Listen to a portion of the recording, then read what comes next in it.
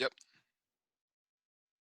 Okay, so the idea that we want to do today is to go through the theory of Hamiltonian mechanics and basically understand how the Hamiltonian arises from the concept of Lagrangian mechanics and derive Hamilton's equations of motion for the Hamiltonian. So there's a couple of ideas that we're going to proceed with. Idea one is to define generalized momentum. And as our segue to this, we are going to recall that if we had a Lagrangian, say, that was something like, 1/2 m x dot squared plus y dot squared plus z dot squared. So that's my kinetic energy term. And then I subtract, of course, the potential energy. But let's suppose that my potential energy depended on y and z, but the potential energy didn't depend on x.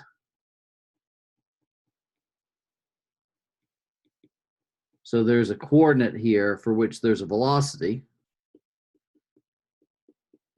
but there's no x dependence in the potential anywhere in the Lagrangian. Then when we went to do the Euler-Lagrange equation for that coordinate, we had the derivative of Lagrangian with respect to x is equal to d by dt, derivative of Lagrangian with respect to x dot.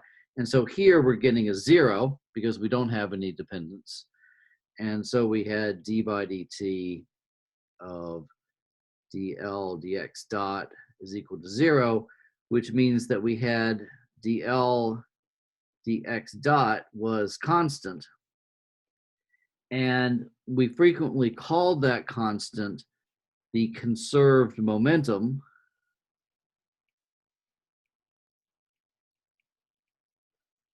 in the x direction, right? So if we didn't have any potential, if our potential energy function didn't depend on the x coordinate, then we would see that there was a conserved quantity, the momentum in the x direction. Okay, good. All right. So now we're going to generalize in the sense that we're going to define the momentum in the j direction to be the derivative of the Lagrangian with respect to the jth coordinate, or the j dot coordinate. So this is going to be a general definition.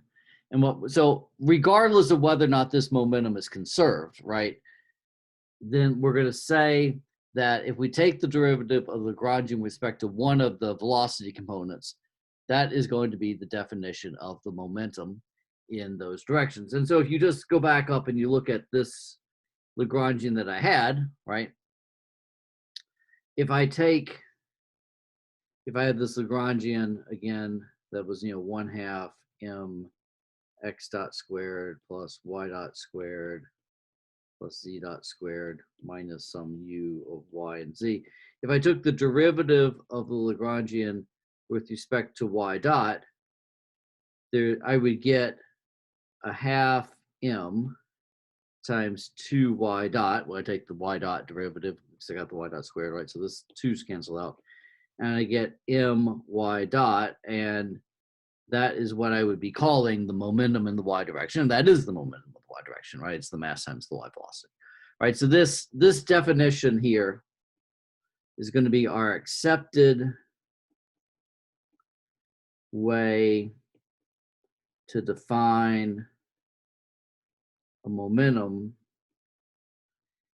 in any crazy system. So no matter how crazy the system is, no matter how constrained the system is, or whether the momentum is a linear variable or a rotational variable, that we take the derivative with respect to that velocity, and that's going to be our definition of a generalized momentum. Okay, good? Good. Good, okay. So now, idea two. So idea 2 is going to work on the idea that we have time independent Lagrangian functions, which we almost always have.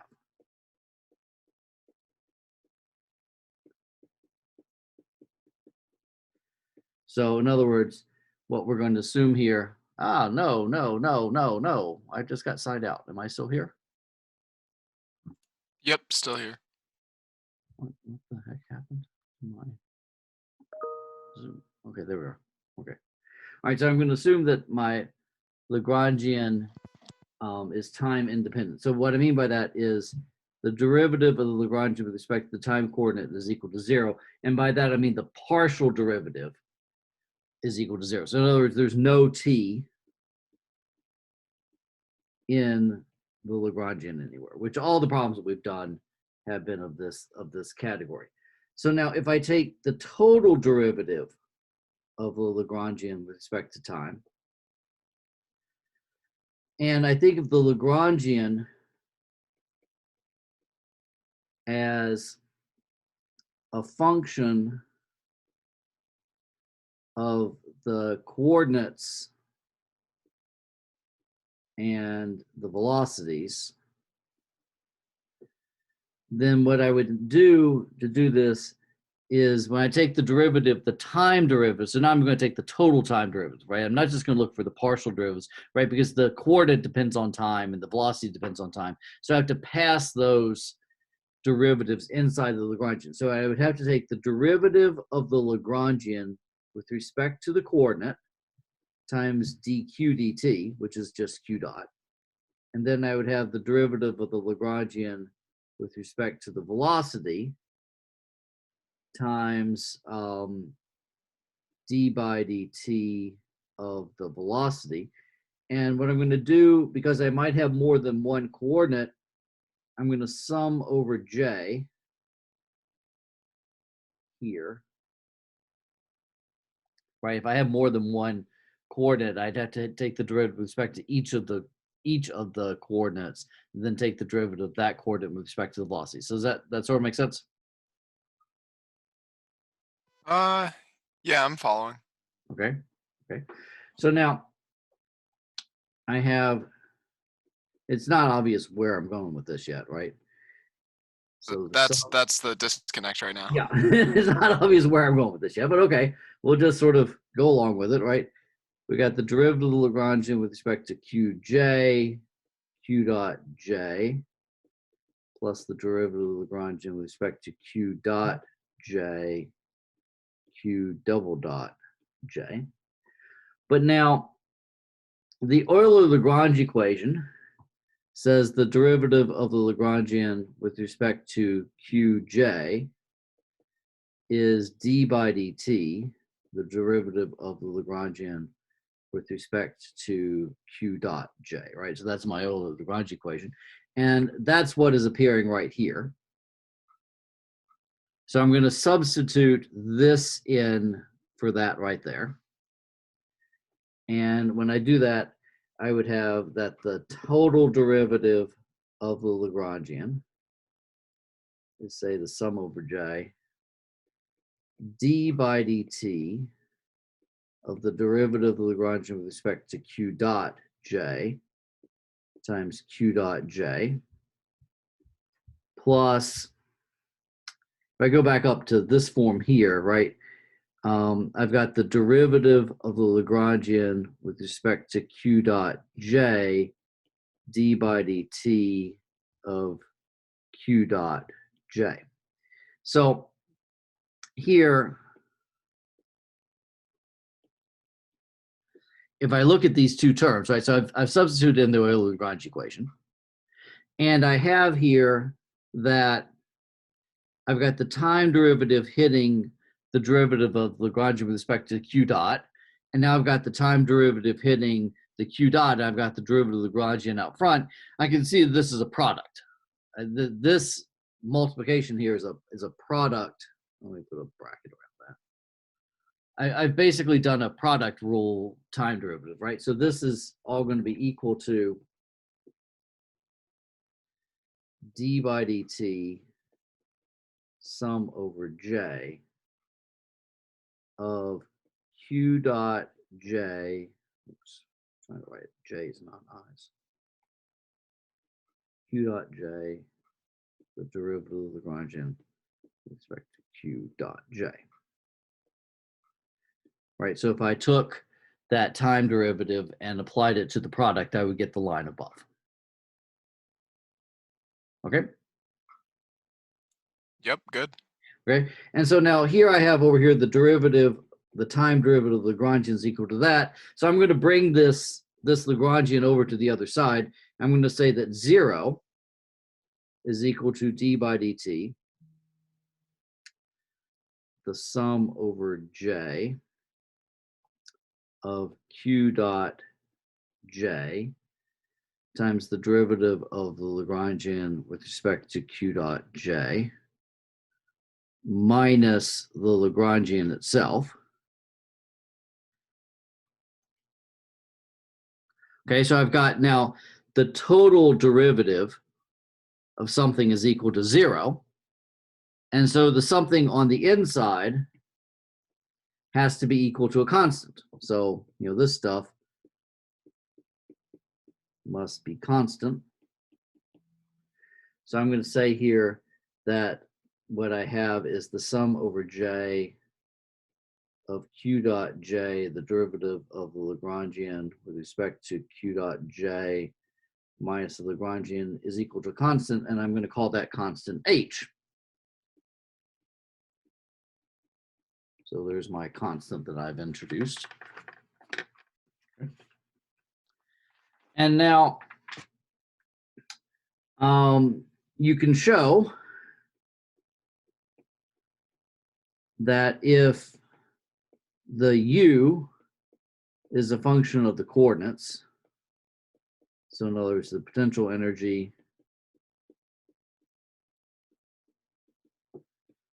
depends on the coordinates, you can show that this conserved quantity h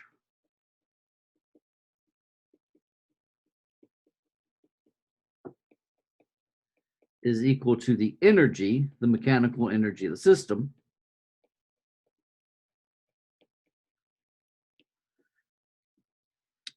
and so the value of this constant turns out to be the mechanical energy of the system. And if I go back and I use idea 1, right, so this is going to be basically my idea 2, right? So this big box is my from idea 2. Right, so idea 2 is that there's this constant that I can compute out of the Lagrangian by taking the sum of the velocity times the derivative of the Lagrangian with respect to that velocity, and then subtracting the Lagrangian, I get a constant. That constant that I end up getting turns out to be the energy of the system. And so if I go back and I use idea 1 said that the j momentum was the derivative of the Lagrangian with respect to the j velocity. And I see that that's what I have right here. Then I can rewrite this when I combine these two ideas and say that the sum of the momentum times the velocity minus the Lagrangian is equal to something that I'm going to call the Hamiltonian. So the Hamiltonian is written as the sum of the momentum multiplied by the velocities, and then you subtract the Lagrangian. Okay, so this is how we're going to think of the Hamiltonian. Now, in practice, the Hamiltonian you can write down as just the sum of the kinetic and potential energy parts, but this process of doing this is something that we're going to call a Legendre transformation.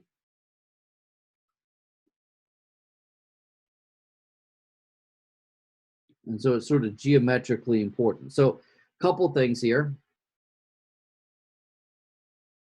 we say that the Lagrangian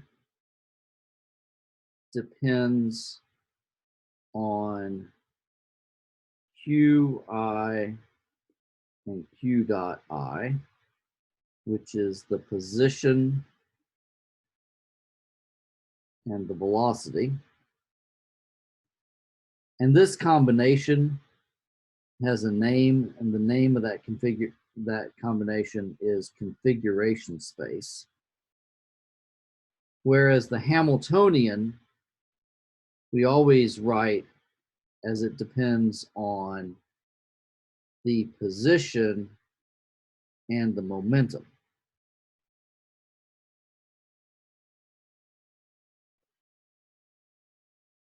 And that combination is called phase space. Now, it's not obvious that my definition here for the Hamiltonian depends on the momentum and not the velocity, right? Because it's that my definition up here in the box still has the velocity present.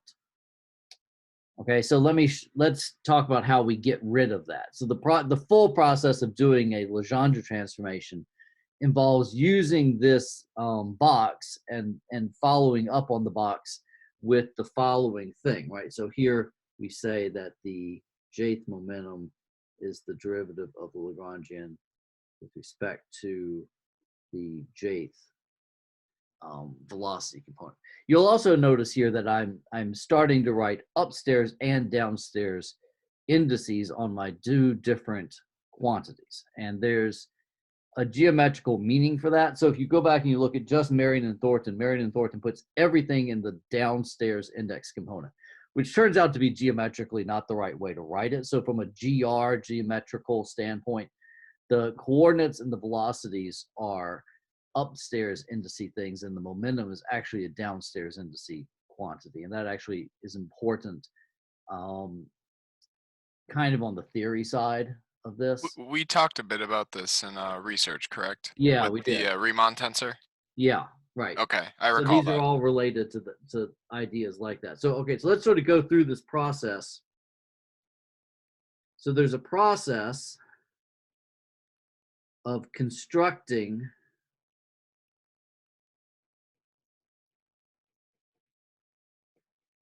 the Hamiltonian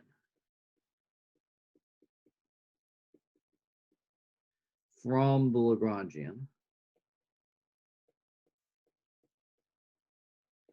And that process is called the Legendre transformation.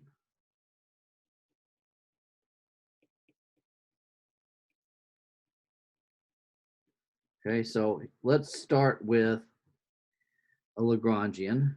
So we've had this Lagrangian in three coordinates, x dot squared plus y dot squared plus z dot squared minus some u of y and z. So let's suppose that I've start off with some Lagrangian that looks like that. Here, let me make my life a little bit easier, right? So let's just give myself one coordinate, right?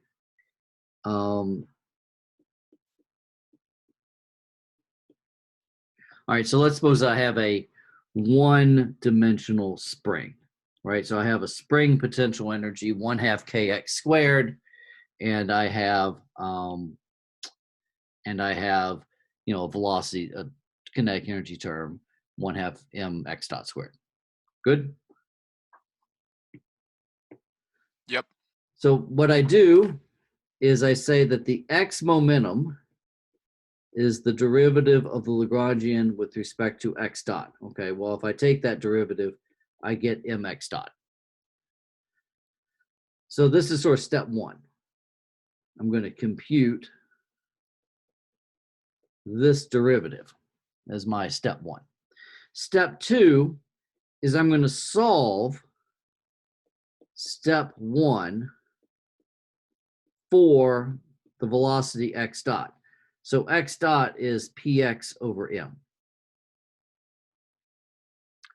So in this case, it's pretty trivial, right? So I take this equation that I got that px is mx dot, and I solve it for x dot. Step number 3 is I'm going to write out my Hamiltonian equation. The Hamiltonian equation is going to be the sum over all the coordinates of the momentum times the velocity minus the Lagrangian. So in that case, the Hamiltonian is px x dot minus the Lagrangian. Now the Lagrangian was 1/2 m x dot squared minus 1/2 k x squared. So there's my Lagrangian. So I've written out my Lagrangian into the Hamiltonian formula, right? So I've used all the coordinates that I have. But what I'm going to do is I'm going to replace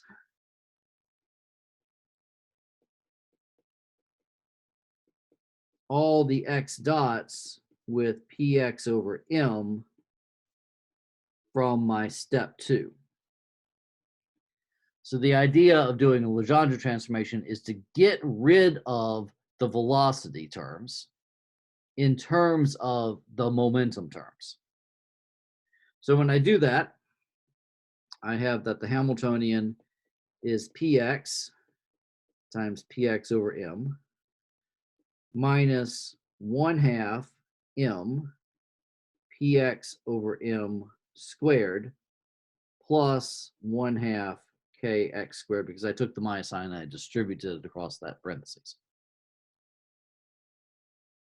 So this first term here is px squared over m, and then I'm subtracting px squared over m with a half of px squared over m, right? Because the px gets squared and the m gets squared, and there's 2 m's in the bottom and 1 m in the top. So both of these terms are px squared over m, but one is px squared over m and the other is minus 1/2 px squared over m. And then I've got plus 1/2 kx squared. So I'm seeing that the Hamiltonian is px squared over 2m plus 1/2 kx squared. So that is my Hamiltonian. That's my final Hamiltonian written in terms of the coordinate x and the x momentum. Okay, so the process of getting rid of the velocities and making the Hamiltonian depend on just the momentum and the coordinate is called a Legendre transformation. So all of this work here, all of this is called the Legendre transformation.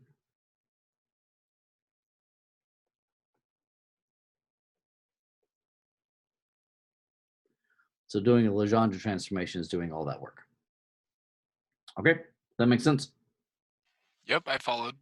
Okay, and so now, one of the things just to sort of back of your mind, keep in mind, right? The kinetic energy we usually think of as 1/2 m x dot squared. But if you think of P as, or let me just write this here as 1/2 mv squared, right?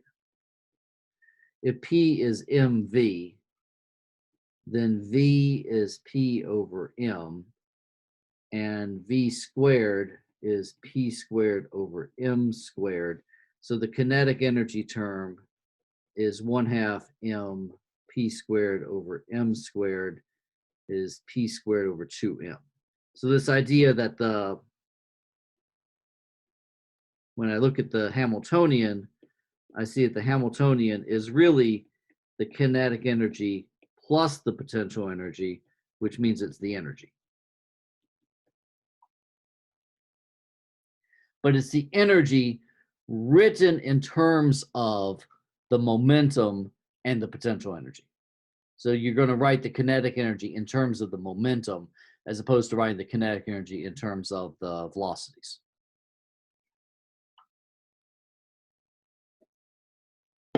Sound good? Yep. Okay. So third idea for today's lecture.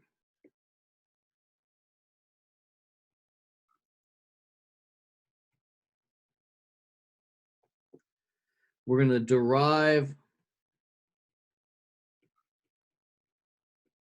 Hamilton's equation of motion. Okay, so we have this function, the Hamiltonian, and we want to know how do we get equations of motion out of the Hamiltonian, right? Because when we had the Lagrangian, we used the Euler-Lagrange equation, and that generated for us differential equations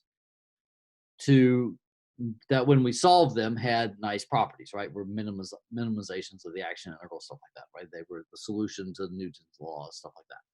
So now we want to think about how to derive Hamilton's equations of motion. So we're going to start by doing basically a comparison.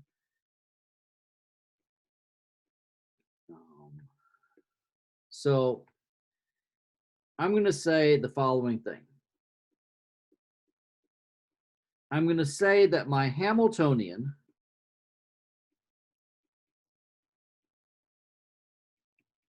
depends on coordinates,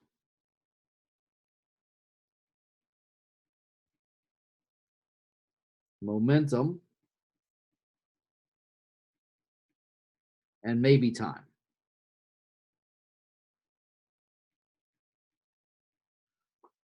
Okay, so my Hamiltonian function has this behavior, right? It depends on the coordinates, it depends on the momentum, and it depends on time. And I'm going to now say, what happens if I take a small variation in the Hamiltonian, right? So I take a variation in the Hamiltonian, and so I'm applying the differential operator d to it. So when I apply d to a function that depends on the coordinates, the momentum, and the time, I'd have to in order to vary the function, I'd use the chain rule, right? I would take the derivative of the function with respect to the coordinates and then vary the coordinates. And then I'd have to take the derivative of the function with respect to the momentum and vary the momentum. Then I'd have to take the derivative of the function with respect to time. So what I would have here is the derivative of the Hamiltonian with respect to the coordinates times a variation in the coordinates. Move this over. Plus the derivative of the Hamiltonian with respect to the momentum, variation with respect to the momentum, right? And then I might also, if the time is present, I might have the derivative of the Hamiltonian with respect to the time coordinate times dt, right? So what I'm saying here is I'm varying this h function by changing the coordinate a little bit. That's the dqk. Changing each coordinate. Oops, I wanted to have an upstairs k here. Doesn't make a big difference, but and I can vary the momentum and I can vary the time. Good with that? Yep. Okay, so now I'm just going to put a big box around that. That is one expression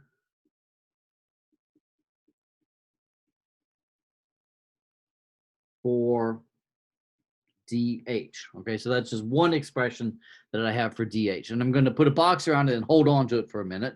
And I'm going to get a similar expression for dH and then compare the two boxes, right? So this box I derived just by assuming that the Hamiltonian depended on coordinates, momentum, and time.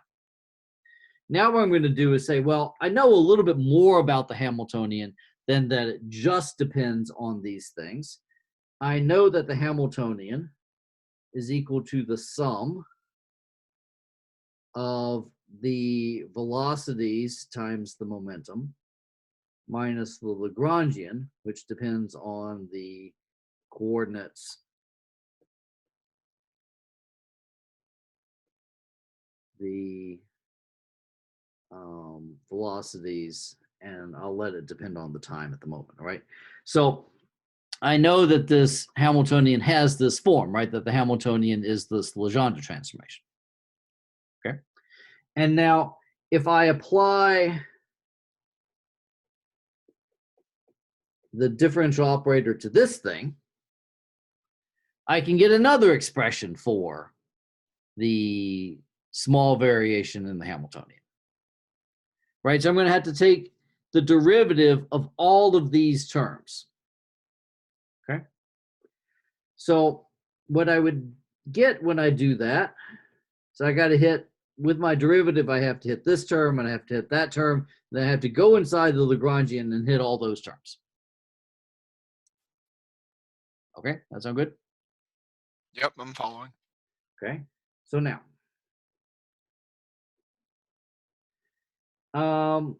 so the first term here is a product, so I need to employ the product rule. And so I'm going to have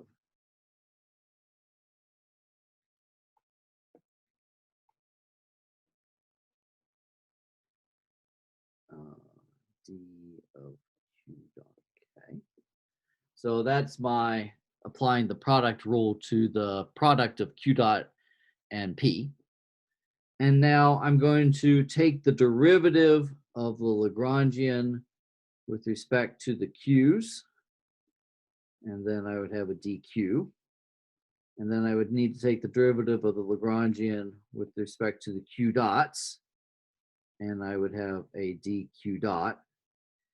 And then I would need to take the derivative of the Lagrangian with respect to time, and I would have a dt. And I'm going to go ahead and put some parentheses here, right? This sum at that point was on that, but this sum now is all the way across there, right? And I need a k right here, right? And time So, isn't included in that sum because it doesn't have the k yeah, indices, it's correct? there's only one time coordinate, right? But Exactly. there's There's not so the multiple time notation coordinates. with the qk's and the pk's means if my Lagrangian depended on x, y, z, then I would need to take the derivative with respect to x, the derivative with respect to y, the derivative with respect to z. Then I need to take the derivative with respect to x dot and the derivative with respect to y dot, the derivative with respect to z dot. K is a lot easier than writing that 3 times. In case, just a lot easier than writing that 3 times. And who knows how many coordinates I might have. I might have many more coordinates than this, right? I might have a Lagrangian for a system that has multiple particles in it, like, 2 different bobs on a pendulum, right? So I could have a more complicated Lagrangian that has more than one particle in it, possibly.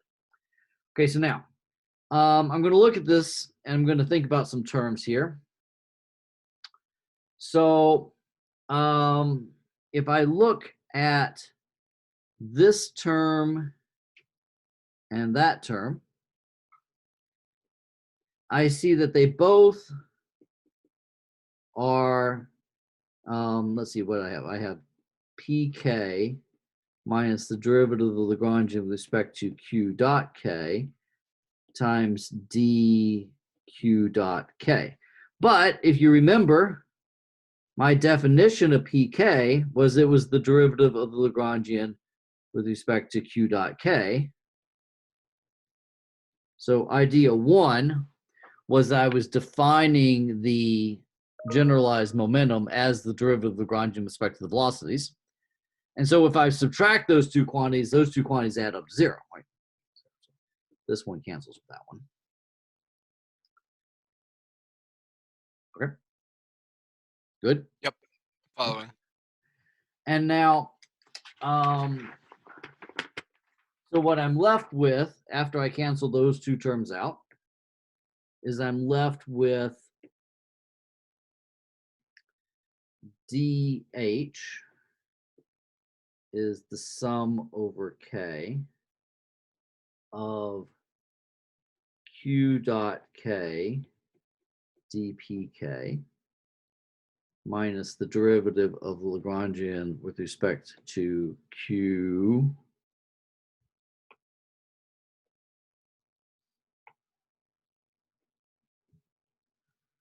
k dqk.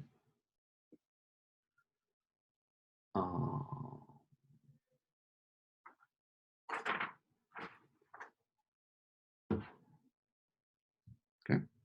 And then I'm subtracting the derivative of Lagrangian with respect to t and multiplying by dt. I'm going to put a big box around that one. Okay, so now this is simply another expression for what dH is. So I'm going to come back up to my notes. I have this red expression here, and I'm going to attempt to snag it and copy it. Now I'm going to attempt to paste it down here.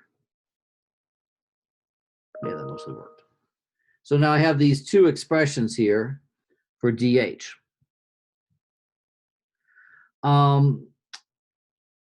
Now, I'm going to remember that the Euler-Lagrange equation said that the derivative of the Lagrangian with respect to the coordinate was d by dt, the derivative of the Lagrangian with respect to the coordinate dot.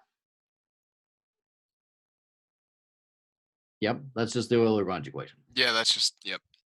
Now, but the derivative of the Lagrangian with respect to the coordinate dot is the momentum. So this derivative of Lagrangian with respect to the coordinate dot is the momentum. And so d by dt of the derivative of Lagrangian with respect to q dot is p dot, is the dot of the momentum.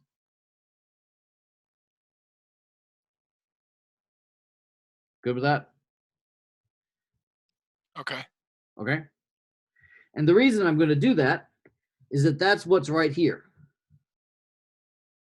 So I'm going to take this blue box, or this first box, I'm going to rewrite the expression.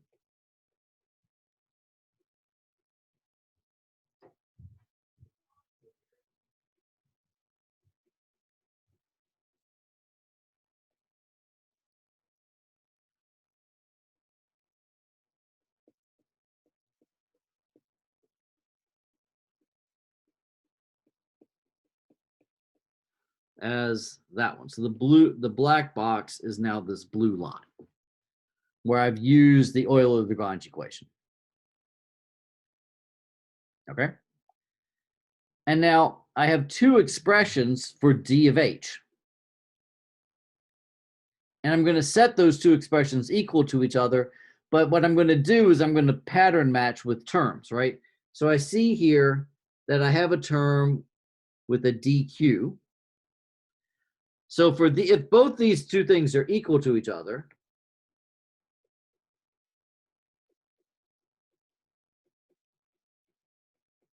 the terms in front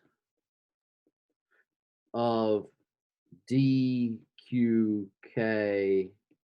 dpk, and dt must be equal.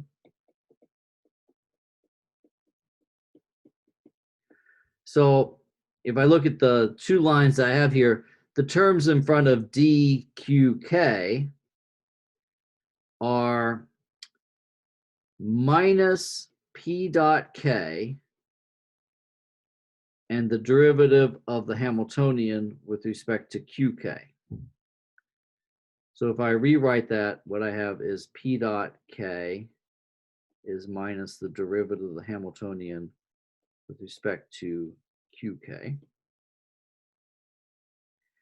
Then if I look at the dpk terms, what I have is q dot k is the derivative of the Hamiltonian with respect to pk. There's no minus sign in that one.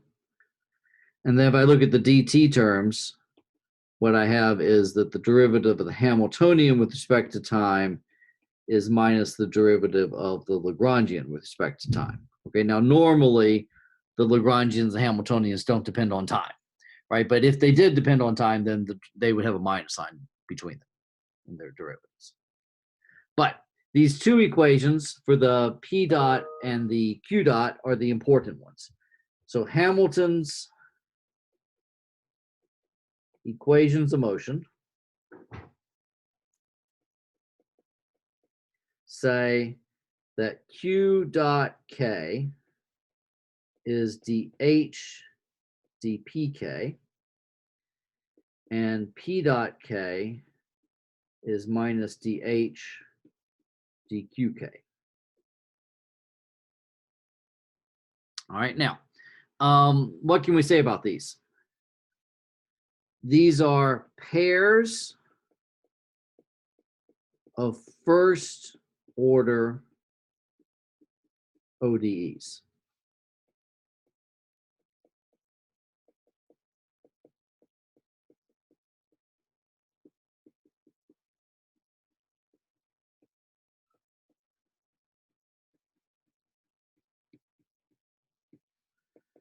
They were derived with the Euler-Lagrange equation. So right back up here, I use the Euler-Lagrange equation to get rid of this dl dqk and replace it with a p dot k. So the equations that I have, these two boxed equations, they're first order differential equations, and they're equivalent to the Euler-Lagrange equations because they use the Euler-Lagrange equations in their derivation. If you remember the Euler-Lagrange equation, right, it was the derivative of the Lagrangian with respect to the coordinates was equal to d by dt of the derivative of Lagrangian with respect to the velocities.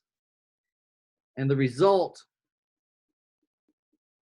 was 1 second order ODE for each QK, Q dot K pair.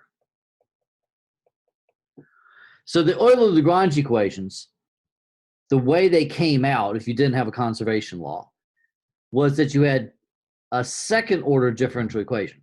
Hamilton's equations of motion come out as pairs of first order differential equations. Of course, those are consistent things.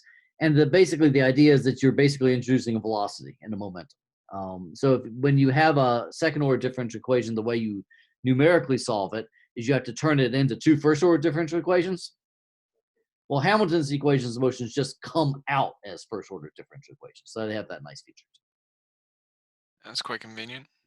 Now let's go back and do an example, right? So if our example was that the Lagrangian was 1/2 m x dot squared minus some potential energy of x.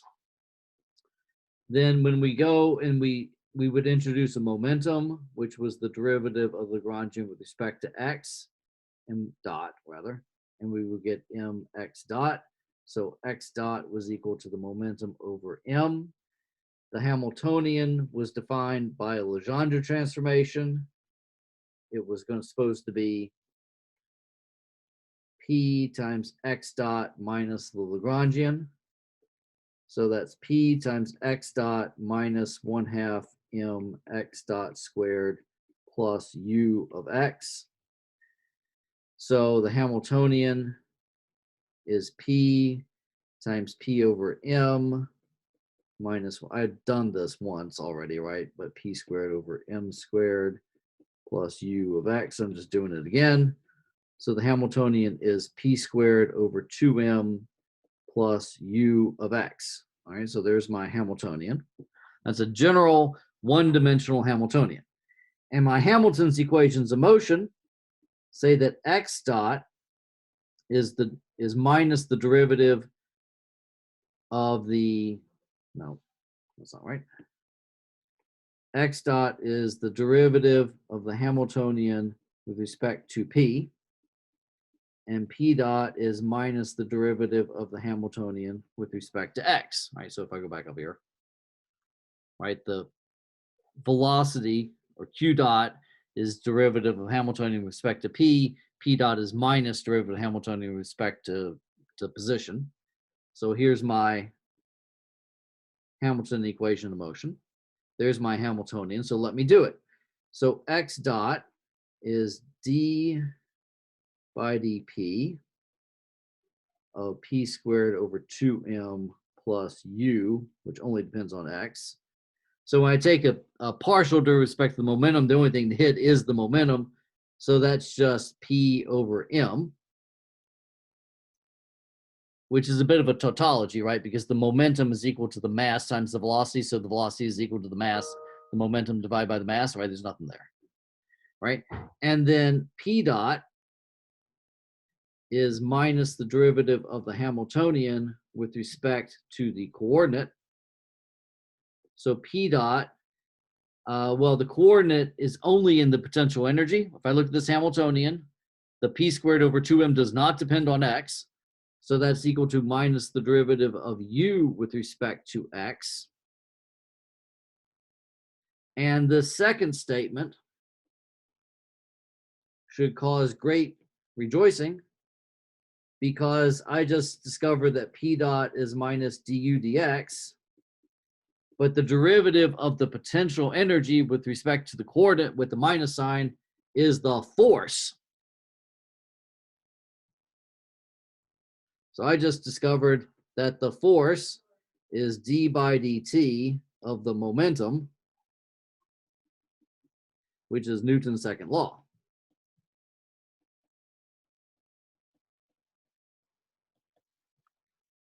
Yay. Okay, so what we've discovered is that the Hamiltonian and Hamilton's equations of motion are equivalent to writing down Newton's second law. And they're easier to use to solve in some cases. And yeah, in some cases they're going to be easier to solve, or they'll be easier for us to get differential equations out, which we can then solve or something like that. But it really, the real power of the Hamiltonian is not necessarily in solving problems. The real power of the Hamiltonian is going to be in theoretical stuff and thinking about what can happen with flows through the phase space. Okay, so the place that we go with this next, so why the Hamiltonian?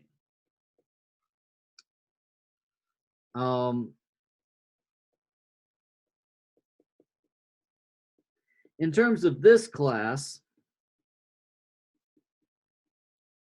there are theorems about flow of trajectories through phase space.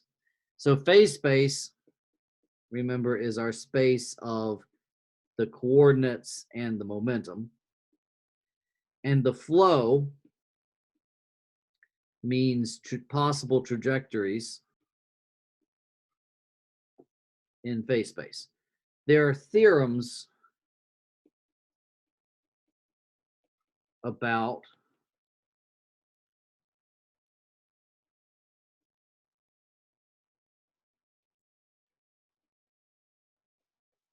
the motions that are possible or the flows through phase space. And those theorems are expressed in terms of the Hamiltonian. Okay, so one reason is that this is sort of the direction of dynamical systems, or for Hamiltonian dynamical systems.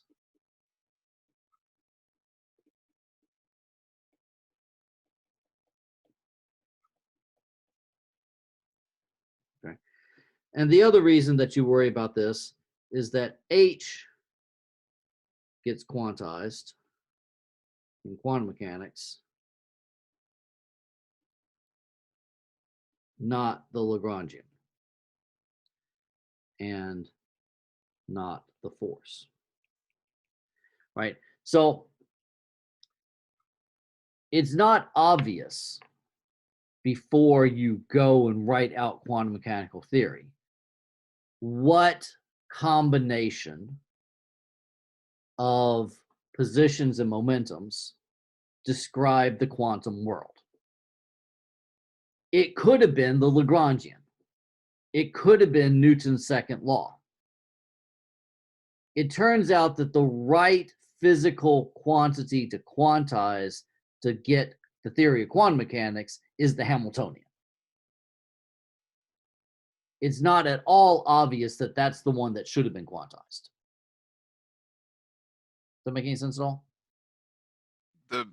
Our universe just shows momentum and position. Yeah, so it's the fact that the momentum operator, when you quantize it, it becomes the derivative with respect to the coordinate, and the position operator becomes the coordinate. And so the quantization rules act on the Hamiltonian it's not completely obvious that that's what you should have quantized. And so one of the reasons to understand the Hamiltonian and to do this thing in Hamiltonian dynamics is that this is the quantity that you quantize. And then things that you do with the Hamiltonian become things that happen in quantum mechanics. So, for instance, we have these things called commutation relations in quantum mechanics. The commutation relations come from something called the Poisson brackets, which are operations you do with the Hamiltonian. So when quantities can be simultaneously measured in quantum mechanics, it means that the commutator of those quantities is zero. In classical mechanics, things which are conserved quantities are things that the Poisson bracket with the object and the Hamiltonian is zero. So there's these things that show up because of the Hamiltonian features, right? So the reason that you solve for the Hamiltonian isn't really to use Hamilton's equations of motion, right? Because almost always the Lagrangian formalism would have gotten you there just as quickly, if not better, right? So if you're trying to solve a problem, how does something, how does an actual object or system work? The Lagrangian formalism is the way to go, usually. The Hamiltonian formalism doesn't really help give you anything new. But what it does do is it gives you these theoretical constructs, which become important in quantum mechanics and also become important in considering dynamical systems theory. So we'll play a little bit with more with these dynamical systems theory in the next week's lecture, and then we'll maybe point again to where they get quantized and stuff like that. Okay. Sound good? Sounds great.